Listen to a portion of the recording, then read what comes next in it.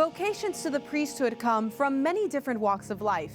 At Kansas State University in Manhattan, Kansas, a successful football player has decided he's moving his classroom studies to the seminary. Reporter Alan Holdren brings us this week's Faith Journey in Depth. As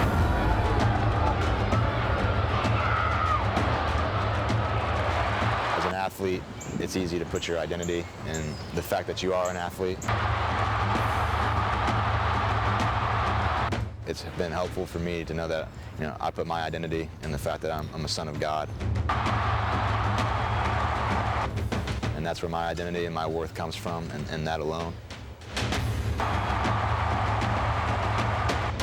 There's a lot of parallels between the game of football and faith. To me, football, it's a battle that you prepare for. Every Saturday is a battle in a way, and same thing with the faith. It's a constant battle. It's you versus the enemy, and it's one that you always need to be preparing for and always working for. From catching Hail Marys to praying them, Kansas State University wide receiver Landry Weber is discerning a vocation to the priesthood. Kind of went on a journey from, God, I think I'm okay, I don't really have any interest in this, to okay, maybe I'll be a little bit open to it, to actually desiring it, being excited about it, seeing myself being happy, and ultimately really looking forward to living that life. Kansas State athletics run in Landry's family. His sister Mackenzie played volleyball for the school.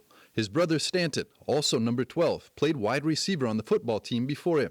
Their mom, Nancy, was a cheerleader. Their dad, Stan, is a former K-State quarterback and current K-State Sports Network commentator. A strong Catholic faith also runs in the family. I always thought he was interested in things such as the lives of the saints, and I remember taking him to a Divine Mercy Chapel when he was a little bit older, teenager, and he really liked that. And so he was always very interested. So I wasn't surprised when he told me he was experiencing the calling. And everything that happens in life, everyone's adventure is different, but it's going to end, and it's a very short period of time compared to eternity. So what they do with their soul and how they live their life of faith is the most important thing.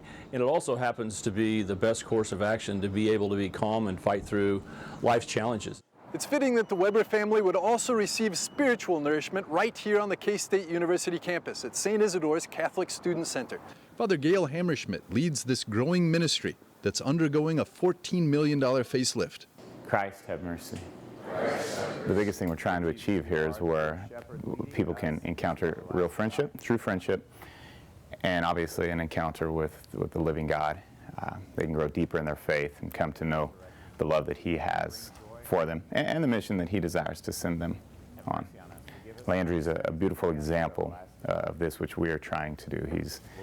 He's a young man that has come here, has found a relationship with the living God, and is now going to spend his life in one way or another telling people of the goodness of our resurrected Lord.